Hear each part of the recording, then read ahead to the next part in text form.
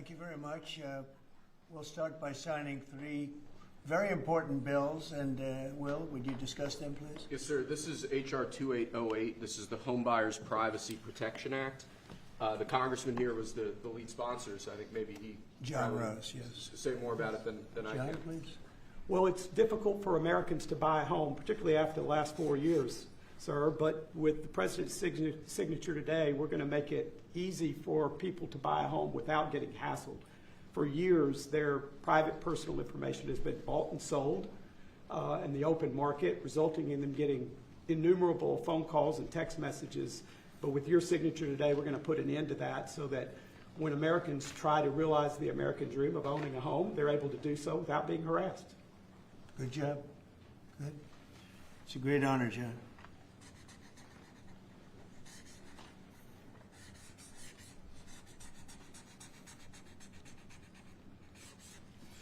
Okay, there it is. And that's going to help a lot of the homeowners of our great country. John, want to hold that? Sure. Thank you, John, very much. Thank you very much. Thank you very much. Okay, Will, you go ahead. And I want to leave you with this gift from a constituent back in Tennessee. Oh, I could use that at night. It's an American flag. That's very nice. I like that. Thank you, Mr. President. Thank you very much. That's very nice. Next, we have a number of executive orders for your attention, sir. Okay. From 1789 until 1947, our nation won some of its greatest military victories under the direction of a Secretary of War operating within a Department of War. Today, with this executive order, you will authorize the current Secretary of Defense and the current Department of Defense to once again embrace this great lineage and once again be named the Secretary of War and the Department of War. So this is something we thought long and hard about. We've been talking about it for months, Pete and I, and Dan.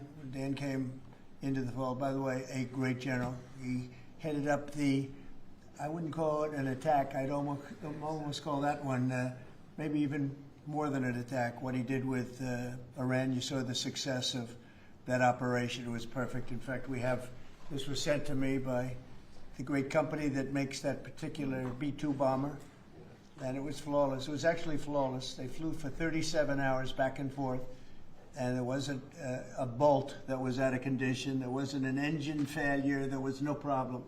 It was a perfect attack, and it knocked out any possible nuclear capability for Iran, which nobody wanted to see, and we weren't going to put up with. So great job, Dan. And we've been talking about this Department of War. So we won the First World War. We won the Second World War. We won everything before that and in between. And then we decided to go woke, and we changed the name to Department of Defense. So we're going Department of War. And I'd like to ask our Secretary of War to say a few words. Pete Hegseth. I think it's a much more appropriate name, especially in light of where the world is right now. We have the strongest military in the world. We have the greatest equipment in the world. We have the greatest manufacturers of equipment by far. There's nobody to even compete. And you see that with this and so many other things. The Patriots are the best. Every element of the military, we make the best by far. So, Pete, I'd like to ask you and maybe Dan Raisin-Cane to say a few words, please. Mr. President, thank you. After winning a war for independence in 1789, George Washington established the War Department, and Henry Knox was his first Secretary of War. And this country won every major war after that, to include World War I and World War II. Total victory, Mr. President, as you said. Then 150 years after that, we changed the name after World War II from the Department of War to the Department of Defense in 1947.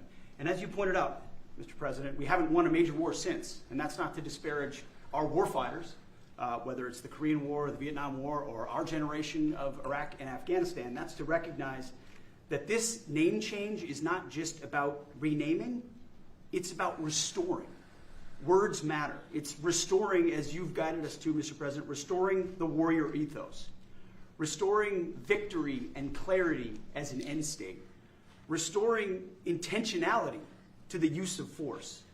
So, At your direction, Mr. President, the War Department is going to fight decisively, not endless conflicts. It's going to fight to win, not to lose. We're going to go on offense, not just on defense. Maximum lethality, not tepid legality. Violent effect, not politically correct. We're going to raise up warriors, not just defenders. So this War Department, Mr. President, just like America, is back. Thank you for your leadership and your clarity. We're going to set the tone for this country. America first, peace through strength, brought to you by the War Department. We're back. All right, thank you very much. Very well stated, and really it has to do with winning. We should have won every war. We could have won every war, but we really chose to be very politically correct or wokey, and we just fight forever. And then we'd, win. We wouldn't lose, really. We just fight to sort of tie. We never wanted to win. Wars that every one of them we would have won easily with just a couple of little changes or a couple of little edicts. I was told that ISIS would take 5 years to win, and Dan Kane, when I told him how long would it take, he said, I think about 4 weeks, sir. I said, what do you mean 4 weeks? I was told 5 years by the people in Washington. You know who they were? 5 years. I said, you can't do it in 4 weeks. I actually flew to Iraq to meet with him, and I met him at a big air base, and remember that famous day, right? It turned out to be a famous day for our country because you're now the head of the Joint Chiefs of Staff, which is the biggest deal. And he is, because he did things that everybody said he couldn't do. So they said it was going to be 5 years, and he knocked them out in about 4 weeks total, 100%. We took over, and ISIS was gone, and pretty amazing. But we never fought to win, and now if we have to fight it all, we solved 7 wars.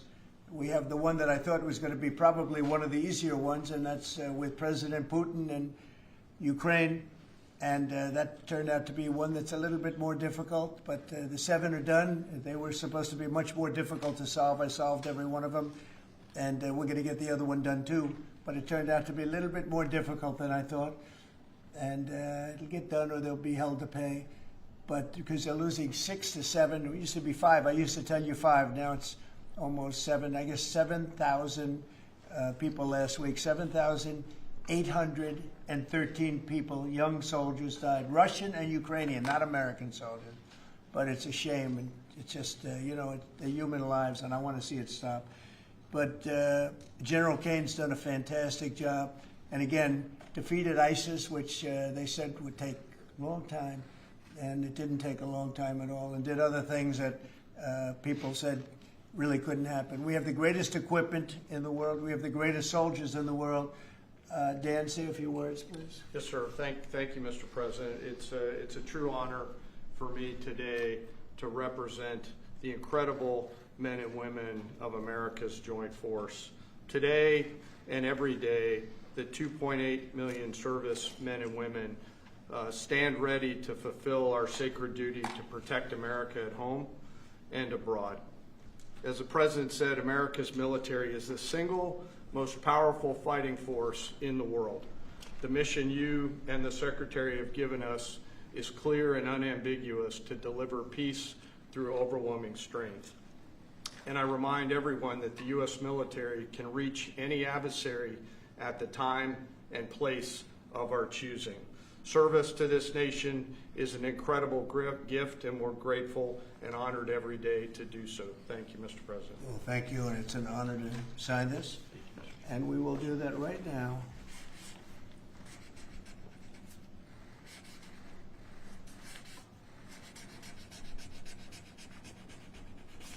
I think that's a big one, I'll be honest.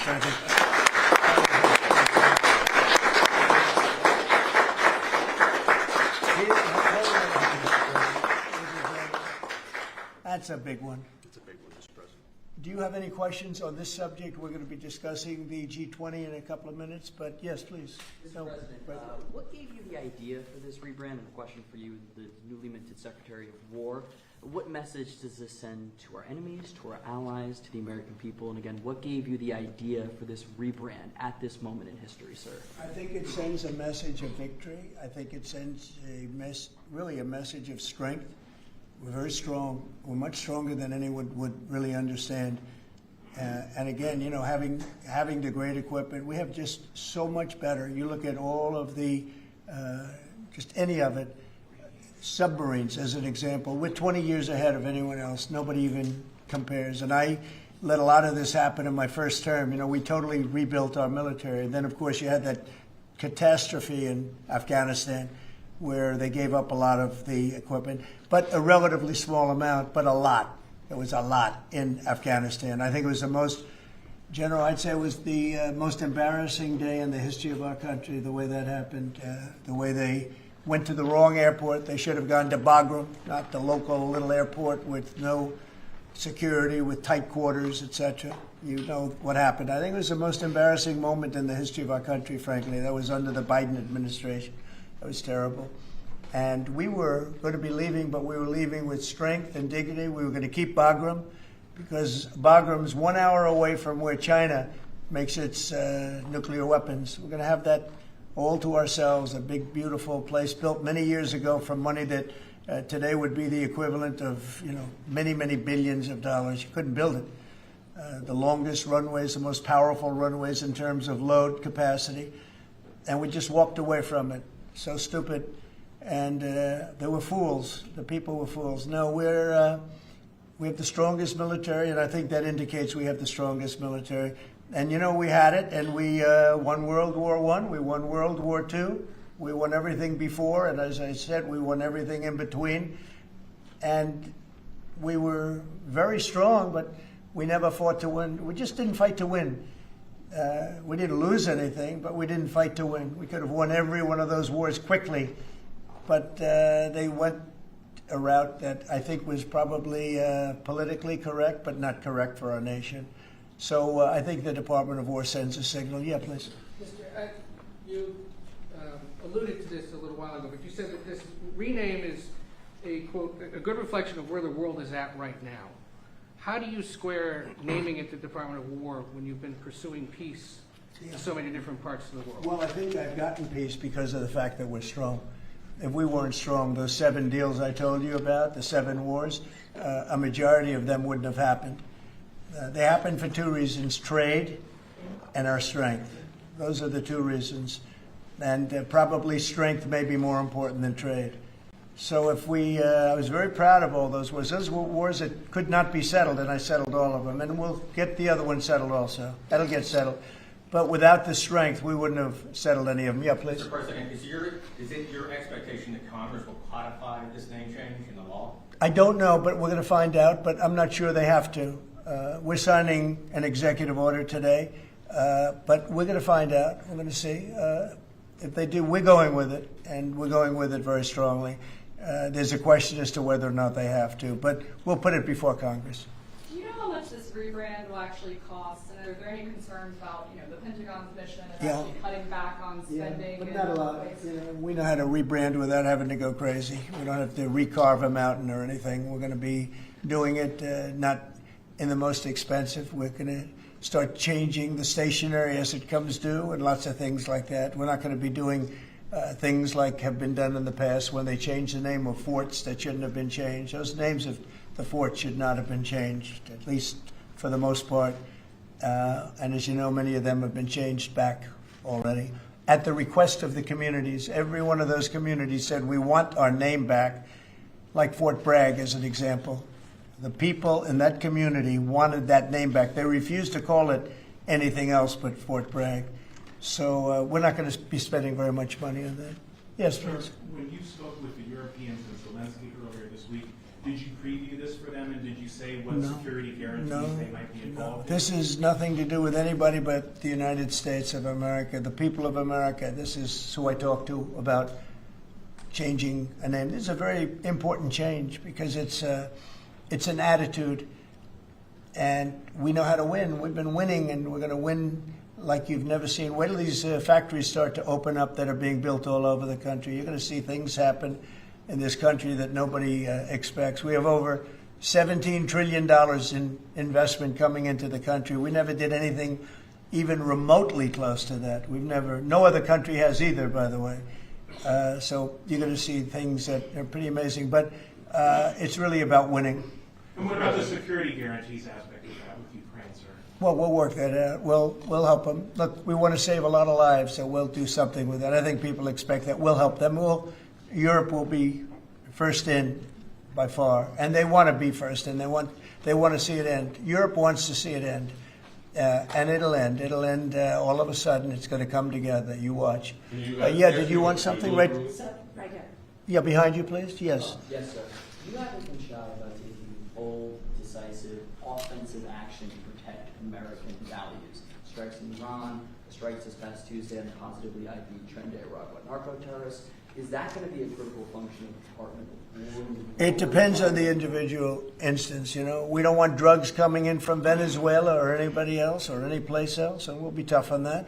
We don't want human trafficking. We don't want to see people coming in where they open their prisons from all over the world and they dump their prisoners into our country, which is what they did in the Biden administration, where they took insane asylums and places that held people that were seriously mentally ill, mentally incompetent, mentally dangerous, and they dumped those people into our country, and we're trying to get them out now. What they've done, what the Democrats and Biden have done to this country will go down in infamy. What they have done to our country, and especially that, you know, they created the worst inflation we've ever had. That's nothing compared to what they did with the people in our country right now. And we're getting them out, and it's not easy when you have the liberal judges destroying our country. But we've won them all. We've won it all, ultimately won it all. Hard process. It should be easier. We know who it is. We know exactly who we're looking for. We had 11,000 murderers dropped into our country. We've gotten a lot of them out. Or in some cases, they're so dangerous, we're afraid to get them out because they'd come back in. But for the last 120 days, 0 people came in. Can you imagine? This is me speaking, but these are figures developed by, they say, a pretty liberal group of people. They admit that 0 people came into our country. Think of that. A year ago, it was millions of people were coming in. Millions. They were coming in. You could look at them and you could say, big trouble. And that's what we have in our country. But we're getting them out, and despite that, we're doing really well. Yeah, please, Brian. Comment on recruitment levels across the military. Yeah. Well, the recruitment's the most exciting thing. So when I was campaigning for the office, numbers were coming out that the recruitment numbers, generally, you could speak to it better than anybody, the recruitment into the military, all branches of the military, and police and firemen and everything else. Anything having to do with like a public service, the numbers were horrible, record-setting bad. And now they're record-setting good. We're setting every record every month for recruitment. We're packed in the Army, Navy, Air Force, Marines, Coast Guard. My beautiful I love Space Command. I see Space Command, but Space Force has been, we've got a waiting list of people wanting to go in. A year ago, especially a year and a half ago, you know, when I took the lead in the polls, which was very early, it really helped with the recruiting. And when I won from November 5th on, it's been amazing. And over the last 4 or 5 months, we're just packed. It was very hard to get police officers. Now the departments are loaded up. Everyone wants to be a policeman or woman. So it's been a great thing. General, do you want to talk about that? Sir, as you said, serving our nation is an incredible gift that we give, and the reward on that gift pays back exponentially year over year. And I think the young people of America are seeing the importance of service, and whether it's in any of our armed services or in local police, fire, or rescue, service is an important thing that I personally encourage, and I know everyone else in government service sees that same reward. And Peter, on recruitment? Yes, what do you think? I was down at Fort Benning, the newly properly renamed Fort Benning, yesterday, watching Army basic training, and they're so full they can't barely handle the throughput. It is truly historic across all the services, as you said. It's been a surge into I was going to say the Defense Department, but I will say the War Department. And that you might almost call it a vibe shift, an attitude shift, a feeling that the country is back, that service is back. And there were military families last year Mr. President, that said, I don't know if I can recommend, I wrote a book on this. I don't know if I can recommend service to my son or daughter, given what's been done to our military. You heard it over and over and over again.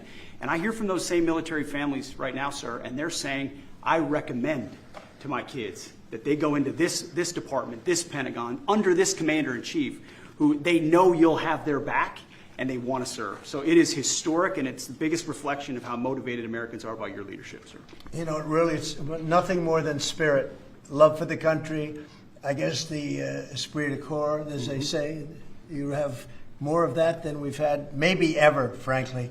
But to see a turn over a period of less than a year, I would say, but to see a turn, nobody wanted to go into the military. Now everybody wants to go into the military.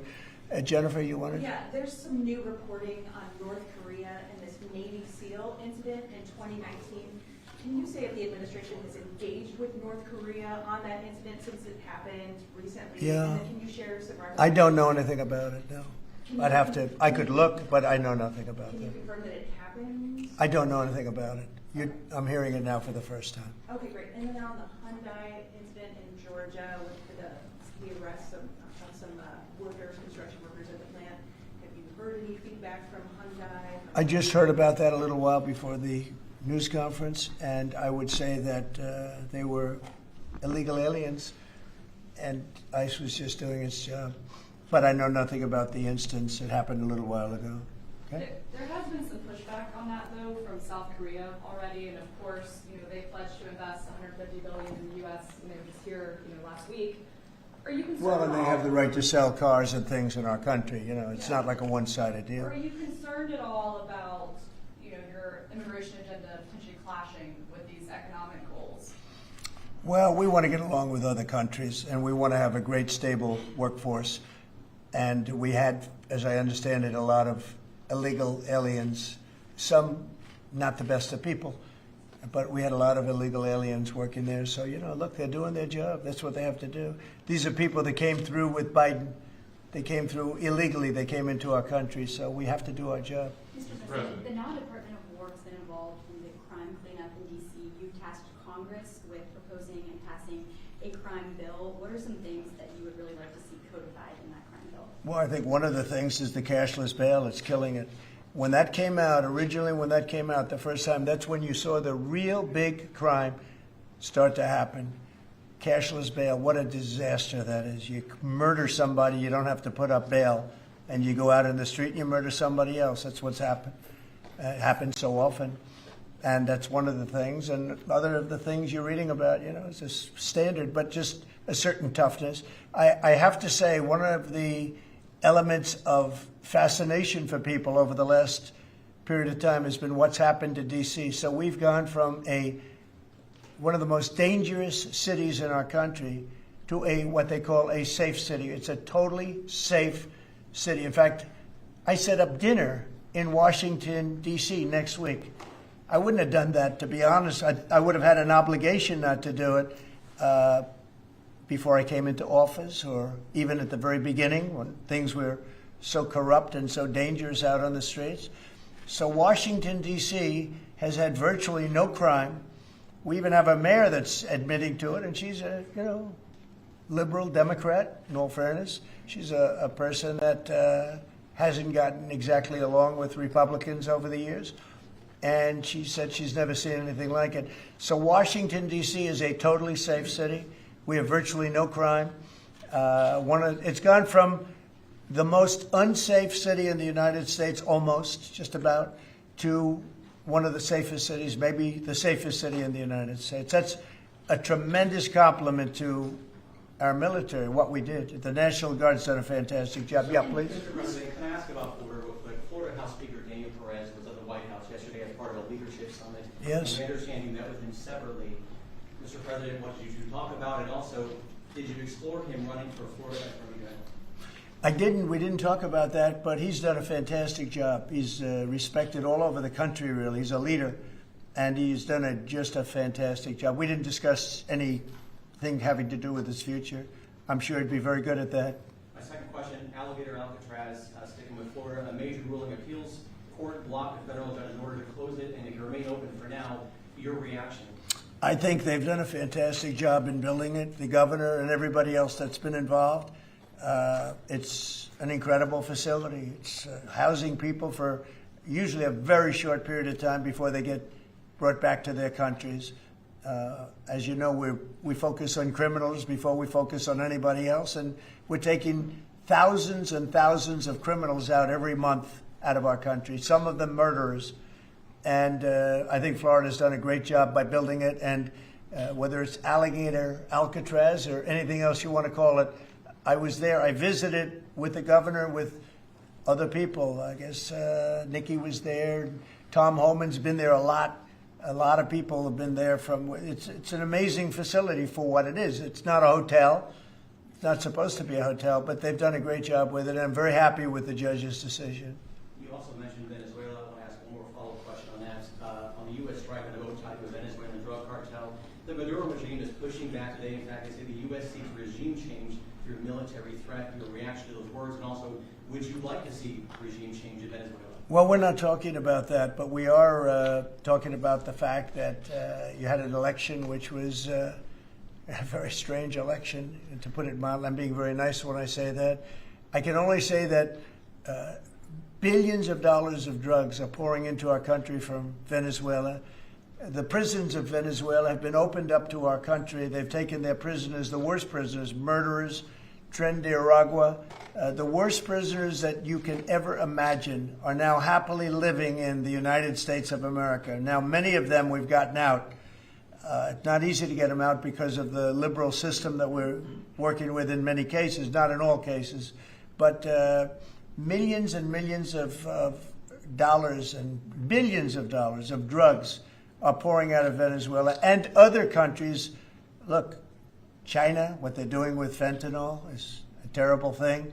It comes through Canada and it comes through Mexico, but a lot of it's coming through Venezuela. Venezuela's been a very bad actor, and we understand that. And when you look at that boat, you see the bags of whatever it is there. Those bags those bags represent hundreds of thousands of dead people in the United States. That's what they represent. Yeah, please. Mr. President, your reaction to the jobs report this morning? Well, I'm going to talk about that in a minute. We have our great people here, so I'll talk that in a minute. Let's talk about this. We'll give a couple of because these two people want to get to work on the Department of War. So let's keep them first. Yeah.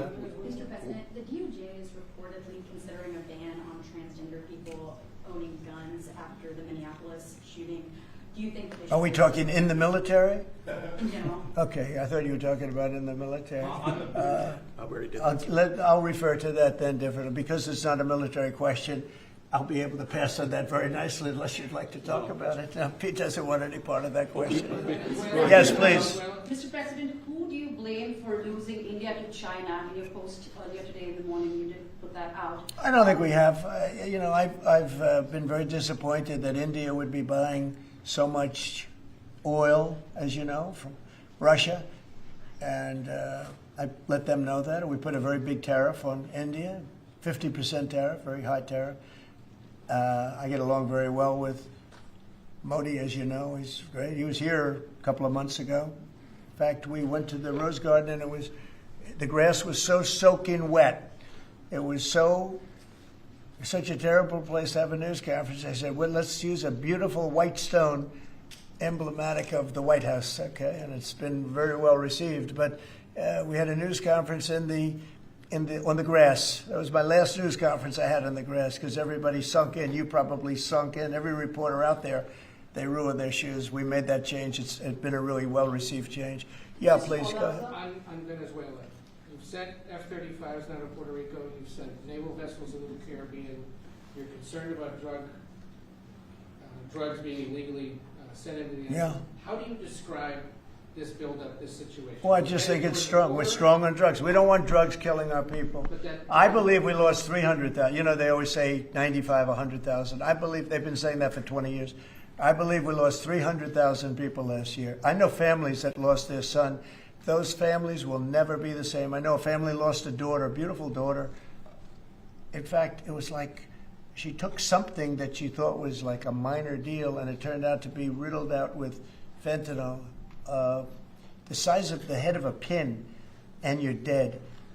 And no, we're stopping the drugs. We're going to save a lot of people. Look, whether it's 100,000, but it's not. It's 350,000 people died last year from drugs. And we're not going to let that happen to this country. Think of that. Think if you're in a war and you lose 300,000. We'll lose 600,000 in the, pretty much between Gettysburg and all of that, the Civil War, we lost, 600,000. So we're losing half of that every year to drugs. We're not going to do it. We're not going to allow it to happen. You think of the wars. If we lost 600,000 people in a war, but we lose that every 2 years, more than that.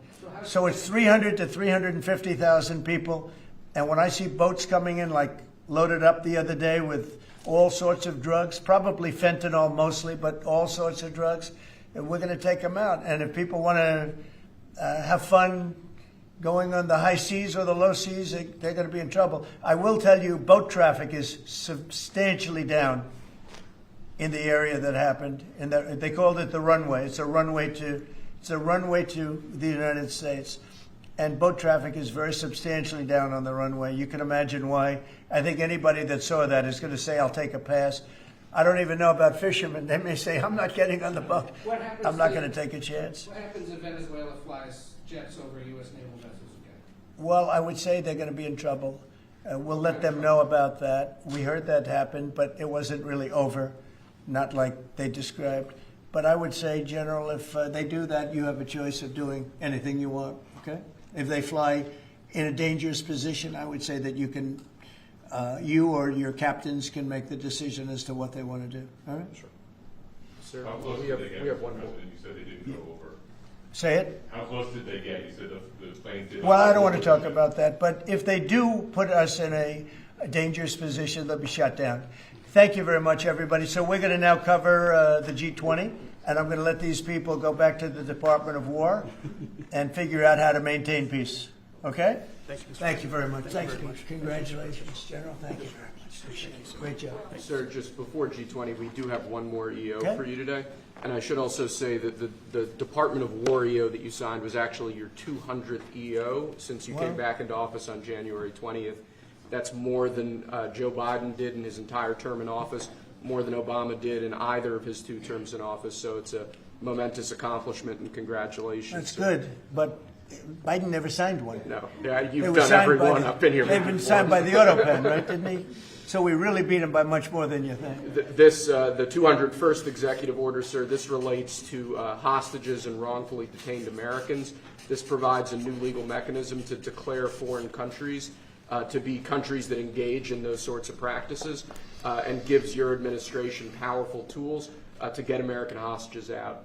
This has been a focus of your administration this time around. Adam Bowler's here, and he's done incredible work already. This will give him even more. I think it's great, and Adam's tools. Amazing. So, Adam, do you want to describe how many hostages we've gotten out together, you and I, and you and a couple of other people that we know, and me and a couple of other people that you don't know, but we've gotten a lot of hostages. Do you want to describe it? Mr. President, you brought back 72 hostages since your term.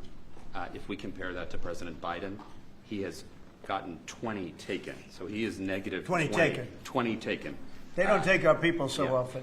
So, Mr. President, That's great. when we spoke, you said that that was a primary focus, and I'll tell you the job is easy because of you.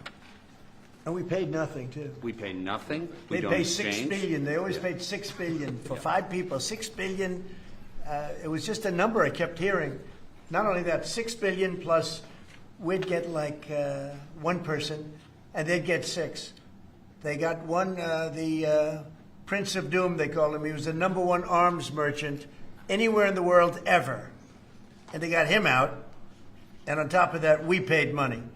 So, no, we don't do that. You know, once you pay money, then a lot of people start disappearing. They start grabbing reporters, too.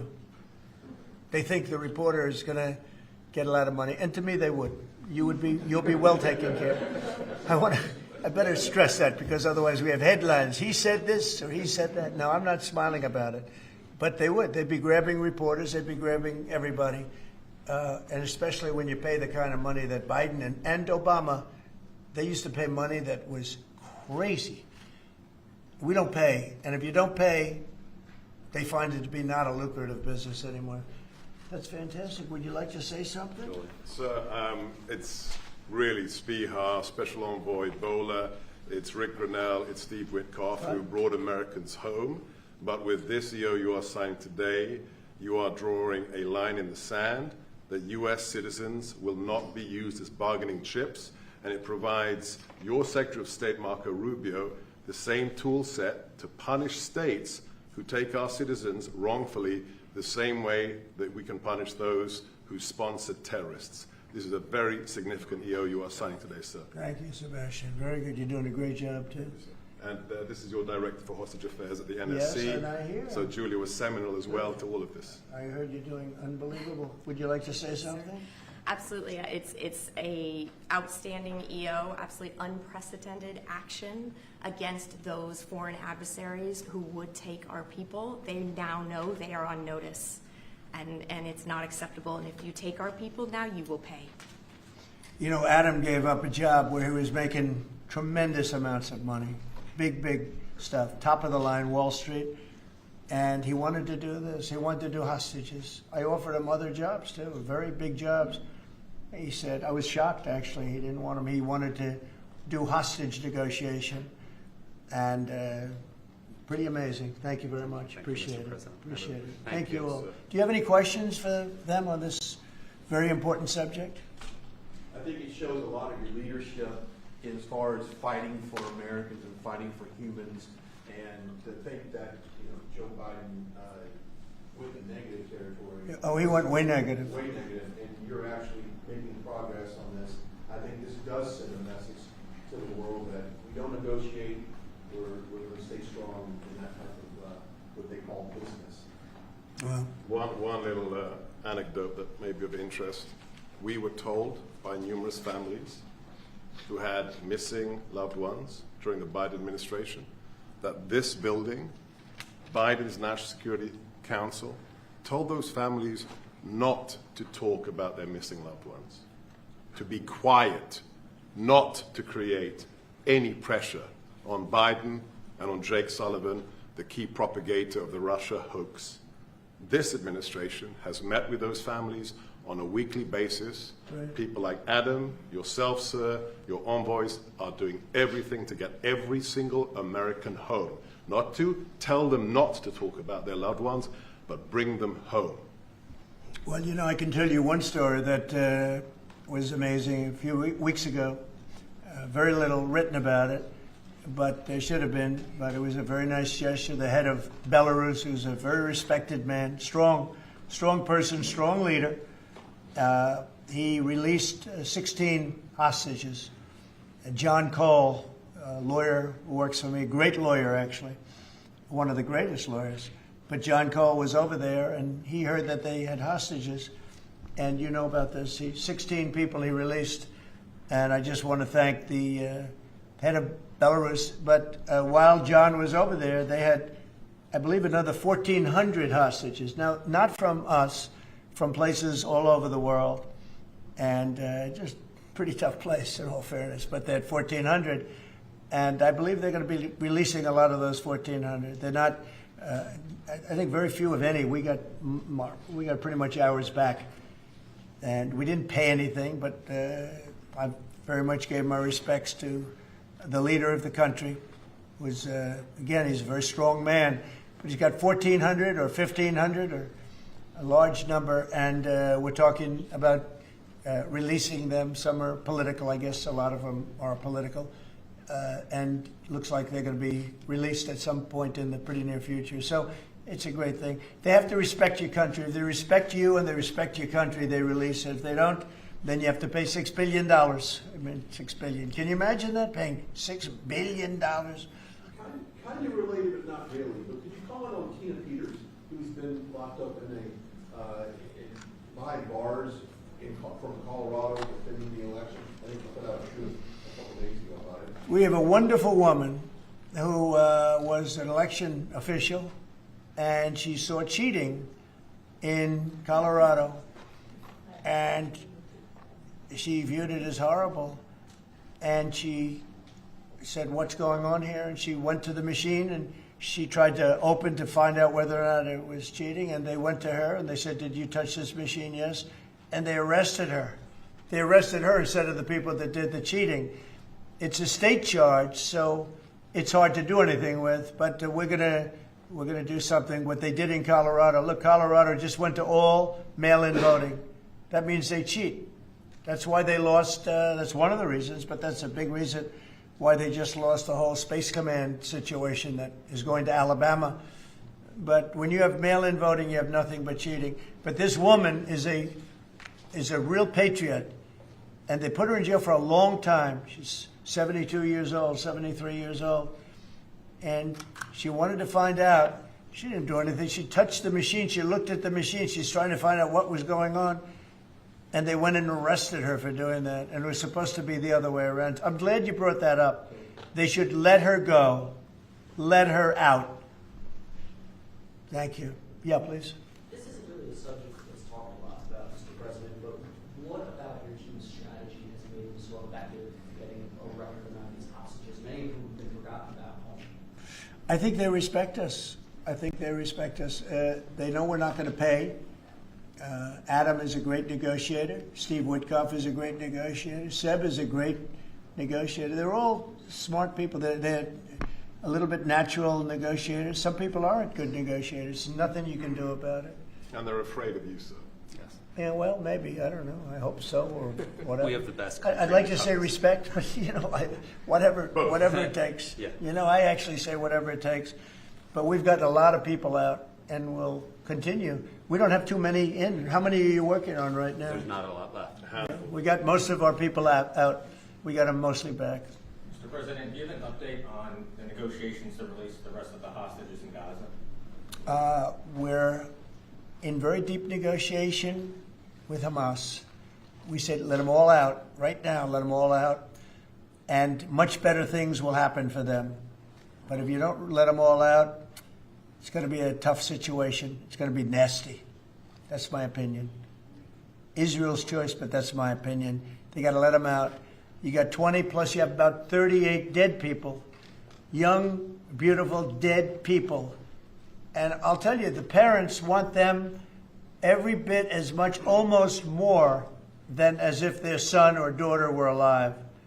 But you have many dead people that are coming out as part of the deal. It's 20 people, but I think of the 20, there could be some that have recently died, is what I'm hearing. I hope that's wrong. But you have over 30 bodies in this negotiation. Can you believe? I mean, we negotiate for people that are living here. We know that at least 30 people are dead, and we're negotiating to get them out. The parents want them back so badly, as if they were alive. Every bit as much. It's really pretty amazing. It's very sad. I'm in the middle of it. And I put out the other day, I said, we want all 20. We don't want two. I was the one with myself and my people, Steve Witkoff, and Jared Kushner was great on this. But they got a lot of people out. We got almost all of them out. They're down to 20. But Adam, we got like a tremendous number out. But I always said, when you get down to the final 10 or 20, you're not going to get them out unless you're going to do a lot. And doing a lot means capitulation. That's no good either. It's a very tough situation. But I put out the other day, let them all out. Every single one. No more twos and ones. We'll give you one this week, and in 2 months we'll give you two more. And there's negotiation going on right now. Okay. And real quick, what is the biggest challenge negotiating with Hamas right now? 10 to 20, what do they want to let them free? Well, they're asking for some things that are fine. Look, you have to understand, you have to remember October 7th. People forget October 7th. It's not an easy thing to forget, right? But people forget, or they maybe purposely forget October 7th. So, you have to put that into the equation very strongly. It's amazing. Some people even deny it. They deny it. They're crazy. But I've seen tape that's as violent as anything that you can imagine. Many of you have seen those same tapes. So you have to put that into the equation too. So it's not an easy situation. It's a tough one. But there are 20 people, maybe a little less, but there are 20 people that we want out. We want the bodies of these parents. They are. I've never seen anything like it. The level of love that they have. They want their children back. And, I see demonstrations, big demonstrations in Israel about the hostages, not about the war, about the hostages, which puts Israel in a tough position because, it's tough to prosecute a war when you have people they want the 20 people back. They just want them back very badly and everything that goes with it. So it's very sad. Thank you very much. We're going to talk now about the G20. I figured we could wrap 2 or 3 up. The last time I took a day off, everybody said bad things happened to me. You know that, Seb? I took 1 day off. I didn't take it off. I was working. In fact, I was here. But I didn't do a news conference, and they said bad things happened to the president. Well, that's fake news, Mr. President. It's fake news. If you look, Biden, he had a press conference. He missed it for about a year, right? About a year. And I never saw any stories like that about him. He didn't have, and when he had one, they'd ask him, what flavor ice cream do you like? He'd say vanilla. How many times have they asked him that question? What's your favorite ice cream, sir? Vanilla. Okay, that's enough. Thank you, ladies and gentlemen. They don't have to go through this, but we all have a good time. I only do it for one reason. I think it's good for the country. And we are very transparent. There's never been transparency like we have. There's nothing to hide. So thank you very much on this, Will. Great job. Appreciate it. So we're going to talk about Florida, the great state of Florida now, because it's going to be a very exciting thing to host the G20. And as we celebrate our nation's 250th anniversary next year, the United States will have the honor of hosting exactly that, the G20 summit right here in America for the first time in nearly 20 years.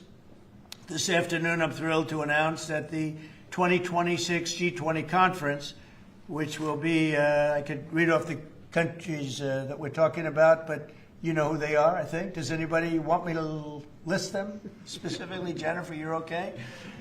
Okay, but will be held in one of our country's greatest cities, beautiful Miami, Florida, where we have the mayor with us, Mayor Suarez. And I want to thank Francis for being here.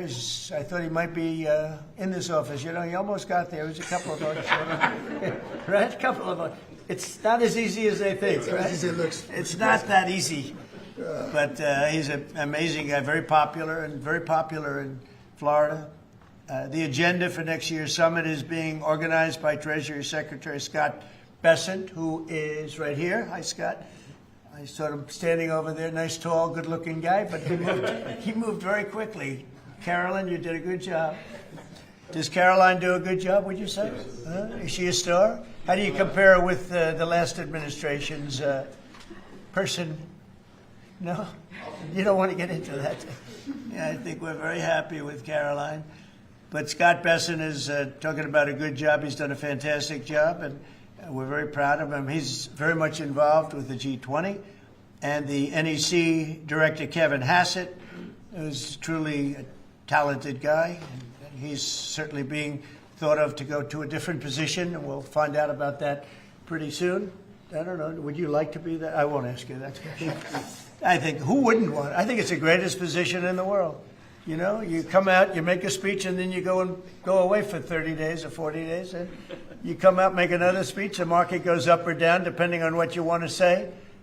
I've never seen an easier position than that. Unfortunately, you need good instincts. So we have somebody in there now that doesn't have them. We call them too late.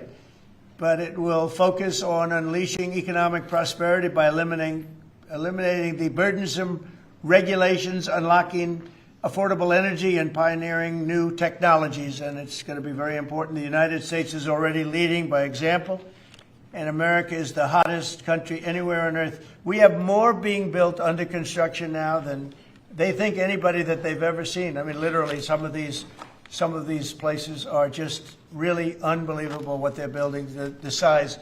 If you spent $50 million on a shopping center someplace, it's a big building, pretty big building. But when you spend $50 billion on essentially a building, buildings going up for $50 billion, they're going to be building their own electricity.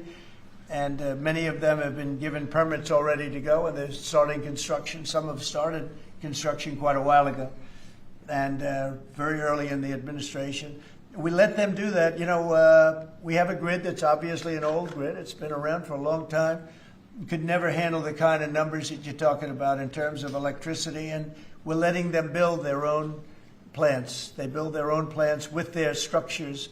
So they build their structure, they build their buildings, and they build an electric producing plant with it, like Con Edison in New York that I grew up with, and like others that make electricity. They make it for New York. These plants will make it for their building, for AI. Then you have a lot of the car plants going up. Most of them won't need that kind of electricity, but they have the right to do that also. So we're allowing companies to build electric plants. They become, essentially, Scott, I guess they become utilities, right? If you think about it. And it's very exciting. We're going to end up with more electricity than China, and it's going to be built at no cost to us. And I'm telling them, build more than you need, and you'll sell it back into the grid. So they'll be able to sell it back into the grid on top of everything else at no cost to the American taxpayer. It's very exciting. And frankly, if we didn't do that, we wouldn't be leading with AI. We wouldn't be probably even doing any AI. It would be 20 years to get an approval. So they're building massive amounts of electricity as we speak. We've eliminated $5 trillion worth of federal regulations, another big thing since I took office. And if you remember the first term, we took out more regulation than any other president in history times. You could add the top 4, and they wouldn't come anywhere close to what we were. That's one of the reasons we had such the most successful 4 years of any president economically, and this is blowing it away. I think this will blow it away. When these plants start to even getting close to opening, I think you're going to see numbers that we've not seen before. And we've increased oil production by more than 300 barrels a day. That's a lot. Blue-collar wages are rising at the fastest rate in 60 years, and trillions of dollars of investment is pouring into the USA. It's going to be over $17 trillion very shortly, and nobody ever thought a thing like that was possible. What made it possible were, number one, they were happy with November 5th. They were happy with the election. And number two, the tariffs are bringing countries in. I mean, it's so vital to our country. It's before the courts now, and I hope we're going to do very well. We had 4 great opinions just come out, as you know, from judges. In a couple of cases, there were Obama-appointed judges that felt they had to do what was right for the country. So I respect that greatly. I respect them for doing it. But we have very strong opinions, and it'll end up going to the Supreme Court. And it's just vital for the country, vital, absolutely. We're at a level that we've never thought we'd be at, and it's because of the tariffs. Countries are pouring into our country because of you avoid tariffs if you build here. If you don't build here, you pay a lot of money.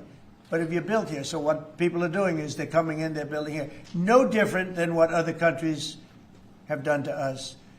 But we have a big advantage over other countries. We have a market that we built up during our 4 years that was amazing. We took a commanding lead during that 4-year period. So it's a very exciting thing, but I look forward to showing our incredible success to the world when we visit Miami next year. And I'd like to ask Mayor Suarez, truly a highly respected gentleman who's loved in his city, and we're gonna do a great job. We're gonna work together and do a fantastic job. Mayor, would you say a few words, please? Of course. Thank you, Mr. President. It's a tremendous honor to be with you here today in the Oval Office to make this historic announcement, just looking at the sign, which is so beautiful. Good job. Yeah, it's a great job. As you know, Mr. President, you were elected by double digits. You were the first Republican president over 30 years to win Miami-Dade County. And you did it because you followed through on your promises. And in Miami, what we're doing is we are following through on those promises as well. We've kept taxes low. We've kept people safe. We've leaned into innovation. We've grown 150% in the last 10 years. We've created one of the most intriguing ecosystems in the world. And this decision is not only generationally important for the city, but it puts the city on the map as one of the truly great global cities. So on behalf of all of the workers of Miami, those that work in the hospitality industry, I know you own many hospitality assets and properties, all of the small business owners who are going to benefit economically from having the G20 in Miami. Tremendous benefit. It's going to bring in millions and millions of dollars. We just say thank you. We thank you for believing in us. We thank you for highlighting our city in a time where we have the lowest homeless rate in 11 years. We're on the precipice of having the lowest homicide rate in history, and with the lowest taxes. So we're following Your America First agenda, and we're creating success in, Miami's the greatest city in the world, we believe. Thank you, Mayor. We'll see you down there. We'll see you down there before then, but we'll see you down there. Scott, would you like to say a few words? Yes, sir. So we're excited to have the G20, and what's important about the G20, President Trump's America First initiative does not mean America alone. It means America leads. So we will be holding the G20 in the capital of the world, Miami, next year to showcase the beginning of President Trump's second term. Will be a year and a half into it. We will have done peace deals, tax deals, trade deals. We've made the U.S. the best place to come, start a business, have tax certainty, energy certainty, and regulatory certainty. And it's going to be an exciting event. And the U.S., just as the President was saying earlier about the Defense Department of War, the U.S. is back on the international stage as a leader. We have whittled down the G20 back to basics. We are making it work for the American people better than ever. We have the G20 had become basically the G100 this past year. So it will be a concentrated group in Miami seeing the best America has to offer with American leadership, thanks to President Trump. Thank you very much. Great job, and a great job you're doing. Kevin, would you like to say a few words? Mr. President, I think this G20 meeting, where the world leaders will come to the great city of Miami, is going to be viewed as one of the most important meetings in global history, because what's going to happen is the golden age is going to be documented so well in the data by next summer that you're going to have one of the best speeches written for you that you've ever seen, because we're just going to be talking about the accomplishments of the next year. I think so. A lot of these plants are going to be open by then. Yeah, exactly. And a lot of jobs are coming in, like I think we've never seen before. It's going to be great. Monica, would you like to say something? Thank you, Mr. President. We're so looking forward to having the United States of America host the G20 in Miami in December of next year. And we're also looking forward to having this as a showcase of American strength, vision, innovation, and power under your bold leadership, Mr. President. It is going to be the G20 in the Trumpian golden age. Thank you very much. Any questions on the G20? G20. You just said a moment ago that you were very complimentary of Kevin's work, and I was just wondering if he's your man Of Kevin? Yes. Yeah, I am very complimentary. I think he's fantastic. And for the Fed, he's your man. I didn't say that. I said he's fantastic, but no. I sort of know who I'm going to pick, but no, I didn't say anybody in particular. But Kevin is certainly one of the three. They say four, but probably three. That he's a highly respected person. He's great. He's great. He believes in low interest rates, and we all do. But sometimes you have to raise them to stop inflation. We had the worst inflation, I guess, essentially that we've ever had in the Biden administration, and it really hurt people. Costs are way down. Our energy costs are way down. And, when energy comes down, everything comes down. And we brought down the price of groceries and specifically the price of eggs. You remember that first week when you were screaming about eggs? I said, I know nothing about them. I just got here. That's Biden's problem. But we got the cost of eggs down to really low numbers. So we brought costs down for people. And, it's something I said. And the Democrats have this false narrative. They say, costs went up. They just say things that it's just like incredible. If you look at energy, I think you're going to be at $2 a gallon with cars very shortly. $2. It was $4, $5 under the Democrats. It's like a massive tax cut. And speaking of tax cuts, we gave you the largest tax cut in history in the bill that we just approved. The largest tax cut in history. And there'll be no tax on tips, no tax on Social Security, no tax on overtime. One of the big things you get is you buy a car and you borrow money to buy the car. You're allowed to deduct your interest, which, Scott, has never happened before. Rich people like to talk about deductions. Middle income, they never gave them deductions. I got them one of the best deductions, an interest deduction. So it's great. Jennifer, please. Yeah, a couple questions on the G20, sir. Is there any update on your plans to attend this year's G20? And then are you saying for next year? I won't be going this year. It's in South Africa. I won't be going. JD will be going. Great vice president. and he looks forward to it. But no, I won't be going to that. And then on the guests for 2026, are you saying it'll just be exclusively the 19 countries and the 2 blocks? There won't be any? No, we're going to invite other countries as observers. They call them observers, but they'll have something to say. But we're going to invite Poland. Already I've issued them an invitation. They're great. They were just here, as you know. Great leader, great new leader. One of the big surprises, I was so happy I endorsed him, actually, and he won. And he's going to be a great leader of Poland. But I've invited Poland already. What about Russia? What about Russia? Oh, that's interesting. I haven't thought of that. No, I haven't thought of that. That's an interesting question. I'm going to think about that for a little while. Mr. President, you just mentioned that the tax cut bill. Why the rebrand from One Big Beautiful Bill? Oh, I just save words. I said the bill. It's one big. I actually call it the great. I actually call it the Great Big Beautiful Bill. But it's a lot of words. Is that how you want Republicans to kind of talk about it? When they I just want them to say what's in it. It's an incredible bill for the middle class, for the working person. You know, we are a party of the working. It used to be the opposite. The Democrats were for the working people, and the Republicans were supposedly for the rich. The Republican Party's taken in millions of people, and the Democrats have lost millions of people. They've gone crazy. Honestly, I think they're crazy.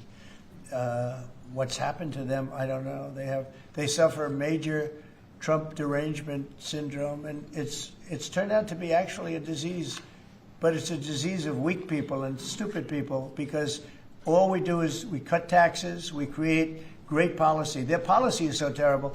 They refuse to acknowledge, as an example, I see today, it's a big debate again, the women, they don't want men playing in their sports. They don't want it. The Democrats want men to play in women's sports. I saw the great governor, we have Governor Youngkin, talking about it today, that the woman who's running against our Republican candidate, who's excellent, is like so much into the, men being able to use women's bathrooms. Okay, what's that all about? Men playing in women's sports, wants open borders. Again, once they want, actually, after what we've gone through with millions, I think 25 million people came in from prisons, from mental institutions, drug dealers, drug addicts. They're pouring into, they poured in, now we have none coming in. The border's been sealed for a long time, actually almost since I got into office. Remember when the Democrats said we need legislation? I didn't have any legislation. I said close the borders. And now the borders for the last 4 months, not one person has been allowed to come into this country illegally, not one. Done by people that would normally like to see you look bad. Those are the numbers. So it's been an amazing job. Yeah, please. Mr. President, this is going to be a major event and a major meeting for South Florida, for you, for Mayor Suarez. I know this is not until next year in Miami, but do preparations begin today? And if so, what is being done? They've already begun. We first had to deconflict our Basel with the dates, and so we have already started doing that. And so thanks to the president's team. He started a long time ago, actually. If you knew him, he was working on this long before this press conference. Yes, sir. It's in good shape. Going to be great. Mr. President, we learned this morning that we've lost 78,000 manufacturing jobs this year. How do you explain it? Well, one thing we have is, we have the interest rates are too high. That was, a matter of the Fed. But the other thing is so many different elements aren't included yet. And one of the things we've learned, and we learned that the hard way, watching over the last few months, are the corrections that people have been making. They'll say you're losing jobs, and then they'll say, by the way, we have a correction a month later of, 100,000 jobs are missing. They actually had a correction once of 850,000 jobs. But I'll let Kevin just speak about that a little, because I heard him speaking about it this morning. I thought he did very well. Please. Well, thank you very much, sir. Well, I think that if you look at the indicators, there's capital spending boom, industrial production at an all-time high. The Atlanta Fed says GDP now is north of 3%. And so all the indicators are saying that things are really strong.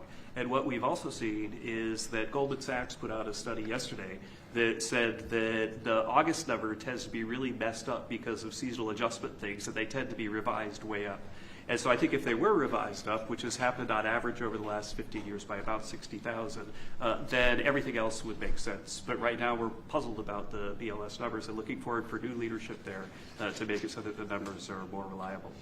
And again, we're building, they've started building all of these factories and plants, including car factories. Car factories are coming back. We lost more than 50% of our car production over the years.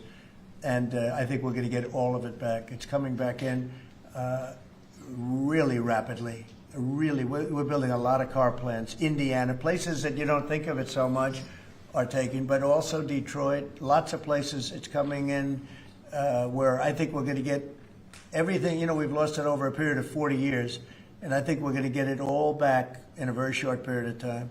And big ones, big plants, incredible plants that were never going to come back. Without the tariffs, they wouldn't have come back.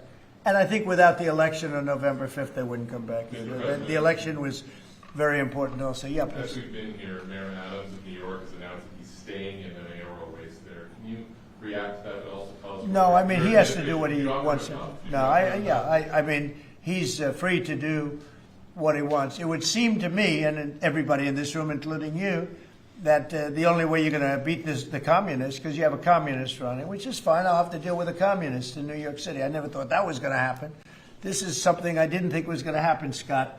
You're going to have to explain this one, because we're going to have a communist mayor. It would seem to me that if he stays in, if you have more than one candidate running against him, it can't be one. If you have one candidate, if he's the right candidate, I would say that Cuomo might have a chance of winning if it was a one-on-one. If it's not one-on-one, it's going to be a hard race.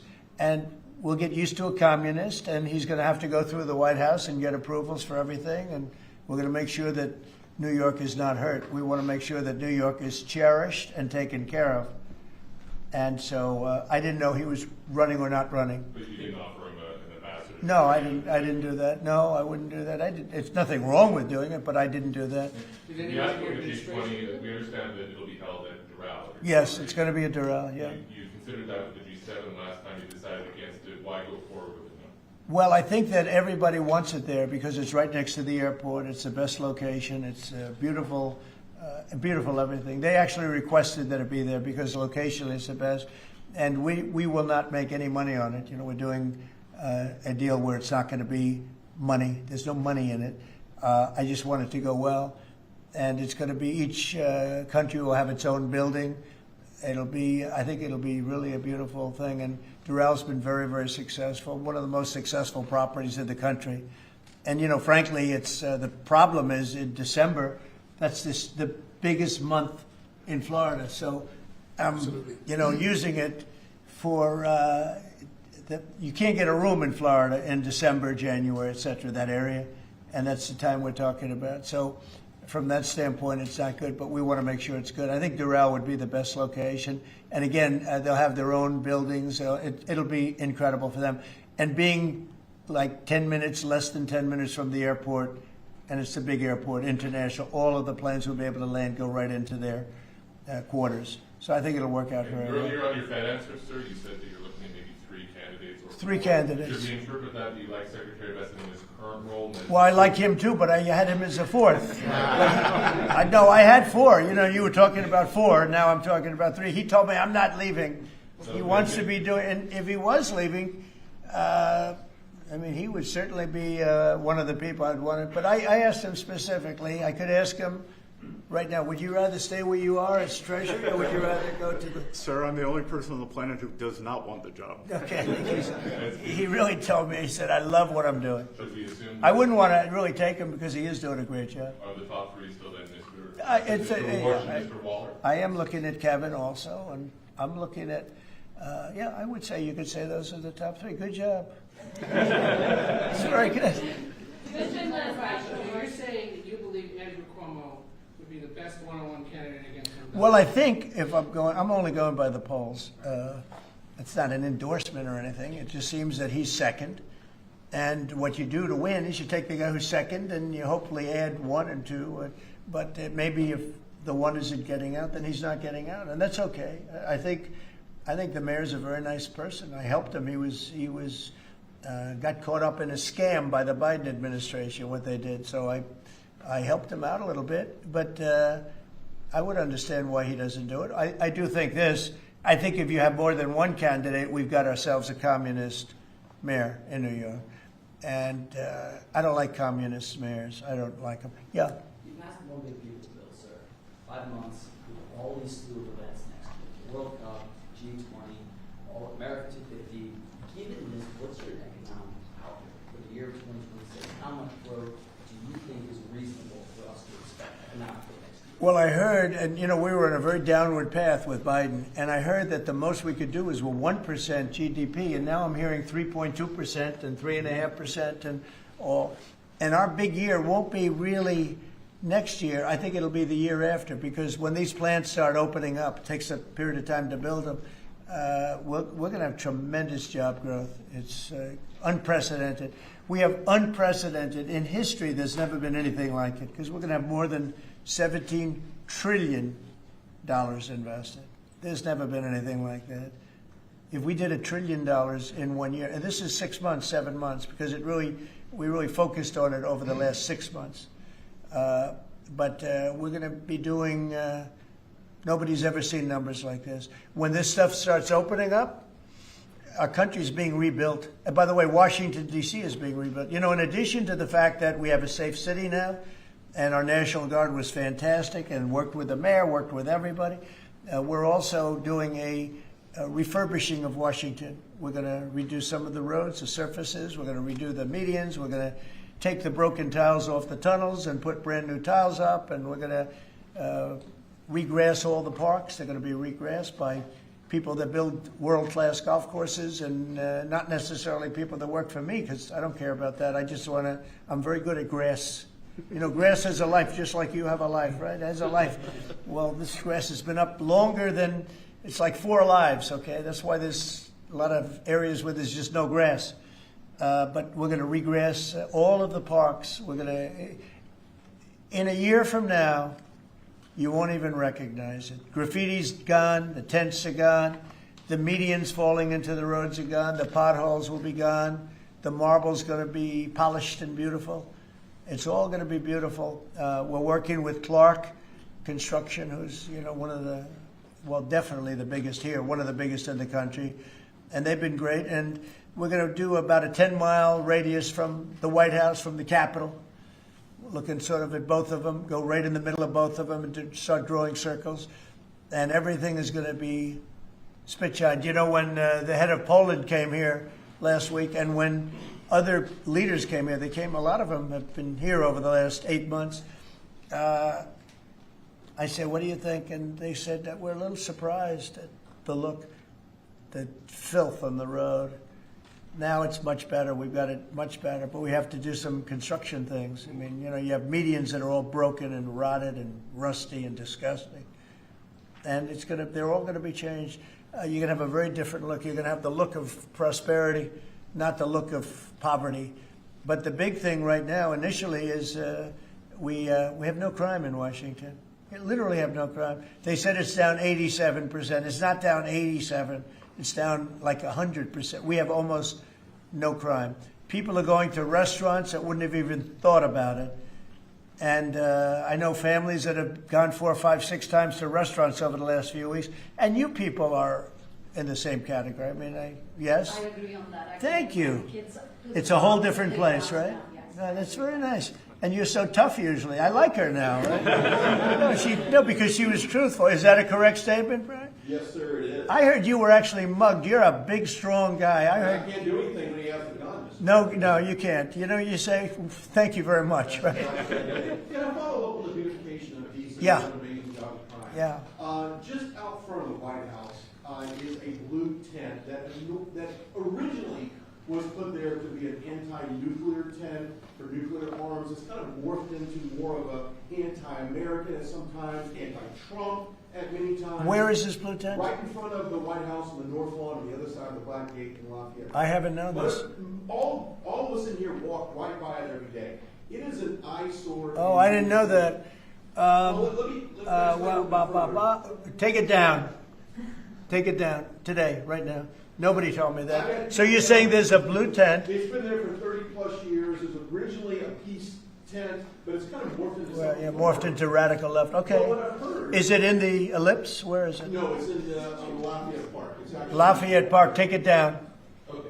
Okay? What's interesting about it is that I've had people tell me it's a public health hazard because people sleep in there, they eat, there's rats. Yeah. But also it could be a national security risk because people can hide things in there, they can Okay. weapons in there. We're going to look into it right now. Yes, sir. We have removed over 50 tent sites. Not 50 tents, hundreds and hundreds, maybe 1,000.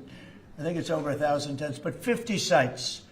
So I'm a little surprised to hear that, but we're going to look into it right now. Lafayette. On the National Guard, Yes. DC Mayor has, of course, gotten on board with your plan for DC, but the DC Attorney General has said that he plans to, that he's suing you for Yeah. your criminalization of police. What's your Can you imagine we have an attorney general who's not related at all to the mayor, by the way? You know, it's a totally separate department. We've got so many separate departments. You have the district attorney has nothing to do with the mayor. The whole thing is crazy. But how about this? We just set a record on low crime in Washington, D.C., and we have a man suing us to let us go back to high crime. We're going to have to be here for a little while to make this really work long term after we're gone.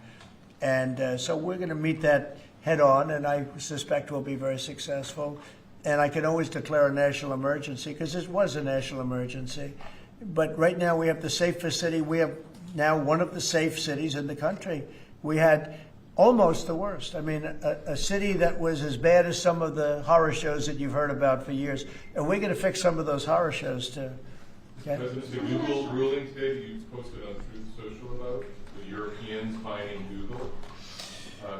So Google is a great company. Yeah, Google is a great company, American company. Apple is a great American company, and so many others. And the European Union, I don't know why they do it, but they have been fining them numbers that have been astronomical.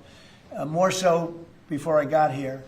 But Apple paid $17 billion a fine in the last year. Apple, $17 billion on a case that a lot of people think they weren't guilty of. And no, I'm going to be speaking to the European Union about it's not fair. Google just got fined $3.5 billion, and they've already paid $13 billion. They're up to $16.5 billion. And people say there was nothing wrong with what they did. It's almost a source of income to run Europe. It's become a source of income. And many other companies too, mostly tech companies. But we can't let that happen. What are you seeking from the Europeans and by when? No, I can just say you can't do that. I mean, you know, they respect us now. They didn't respect us a year ago. European Union respects us. Look, they're paying us $950 billion, right? They got to respect us. They were very disrespectful of our country. I have great respect for Ursula. I've gotten to know her very well.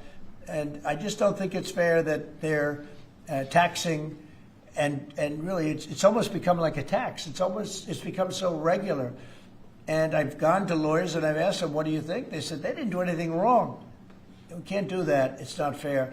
And it's interesting. I don't hear that about China, and I don't hear that about other places. I hear it about the European Union. We were talking about it last night. I think we had a gathering.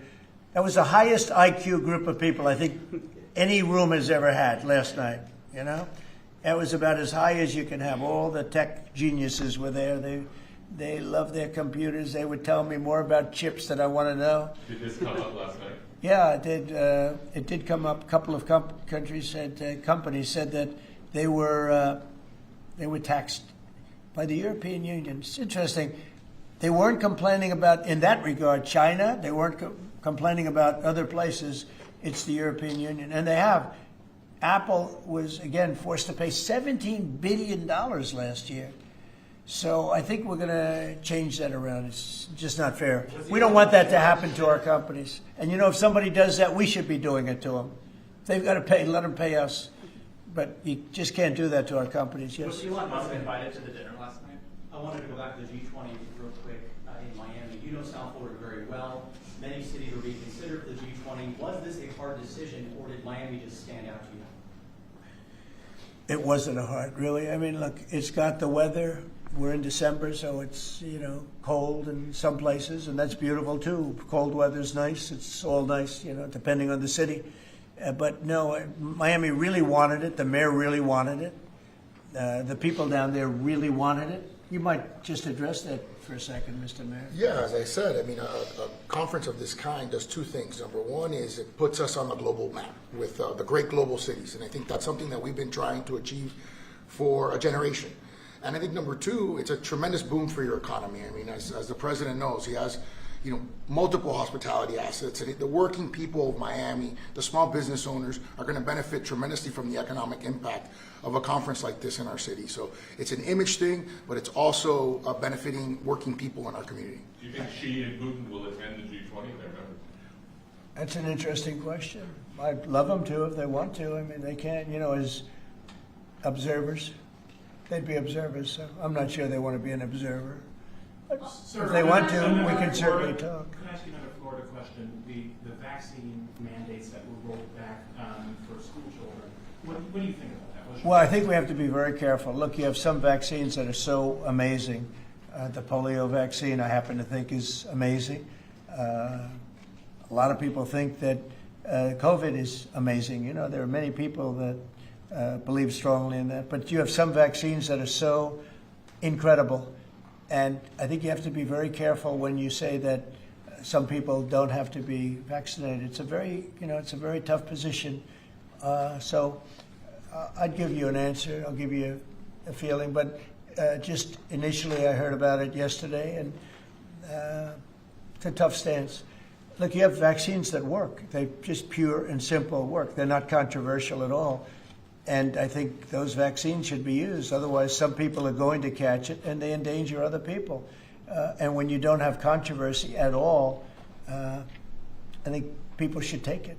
Okay? One more follow-up on your comments on the taxes. On the upcoming tax bill, are you discussing, do you want that new tax bill to eliminate inflation from calculating capital? When you say the upcoming tax bill, because when you have an upcoming, we just passed the biggest tax cut in the history of our country. So there's nothing upcoming. There's something that we just passed. So we passed the biggest tax cut in the history of our country for the middle class, for the worker. And that's the only bill that we're really talking about. We did a good job. It's very comprehensive. And I will say the Democrats, if you gave them every point that they wanted, every point that they've dreamt of all their lives, you wouldn't get one Democrat vote. They really are. They've become deranged, sick. It's crazy. If you gave them a list of the top 10 things that the Democrats wanted and you put them in a bill to get passed, you wouldn't get one vote. It's the only thing they have. They stick together, but they're dying. I mean, they're down to 16% approval rating, the lowest rating in history for either party. And we have the highest rating we've ever had. The Republicans have the highest rating we've ever had. On the National Guard, have you decided which city that you want to go into now? Yeah, I have. I have. I'm not going to say it now, but yeah, I have. We're going to go into another place and straighten it out. And I will say this: I watched today. I didn't know that was continuing to go on, but Portland is unbelievable. What's going on in Portland? The destruction of the city. Well, I'm going to look at it now because I didn't know that was still going on. This has been going on for years. So we'll be able to stop that very easily. We'll be able to stop. But you know, that was not on my list, Portland. But when I watched television last night, this has been going on. You wouldn't be standing if you were the mayor. You would be. Can you imagine what they're doing? They're walking in throwing smoke bombs into stores. These are paid terrorists. Okay. These are paid agitators. These are professional. I watched that last night. I'm very good at this stuff. These are paid agitators. They get paid money by radical left groups, not radical right groups, radical left groups. And they get paid a lot of money. And you see it with the signs. You know, they all have perfect signs that are printed. They look as good as that sign. Those signs aren't made in basements. They're made at professional printing offices, and they cost a lot of money. These are paid agitators, and they're very dangerous for our country. And when we go there, if we go to Portland, we're going to wipe them out. They're going to be gone, and they're going to be gone fast. They won't even stand the fight. They will not stay there. They've ruined that city. I have people that used to live in Portland. They've left. Most of them have left. But what they've done to that place is it's like living in hell. Yeah, go ahead. Thank you for your statement before. AP is reporting that you would be banning visas to delegations who will be attending the UNGA, the UN General Assembly, including Brazil. Your reaction on that, sir? That who's banning them? The Trump administration. Well, we are talking about things. We're very upset with Brazil. We tariff them very high because of the fact that they're doing something that's, very unfortunate. I love the people of Brazil. We have a great relationship with the people of Brazil, but the government of Brazil has changed radically. It's gone very left. It's gone very radical left, and it's hurting Brazil very badly. They're doing very poorly, very, very poorly. So we'll see. And are you ready to reset relations with India at this point? I always will. I'll always be friends with Modi. He's great. Prime Minister, he's great. I'll always be friends, but I just don't like what he's doing at this particular moment. But India and the United States have a special relationship. There's nothing to worry about. We just have moments on occasion. How are trade talks going with India and with other countries that you haven't reached a trade deal with? They're going great. Other countries are doing great. We're doing great with all of them. We're upset with the European Union because of what's happening with not just Google, but with all of our big companies. They just, hit them with these unbelievable fines. $17 billion and $14 billion. And they use that money to run Europe. It's almost become like common. It's almost become a yearly occurrence, like it's a tax. So it's very unfair. I want to thank you all very much, and we'll see you around. We're going to see you in Florida, but we'll see you a little bit before that, I suspect. Okay? What are you having for dinner? Thanks, guys. Thank you, guys. Well, I'll be having something good here. I'll be at the White House. Thank you. Thank you very much. Thank you. Thank you very much. Thank you very much.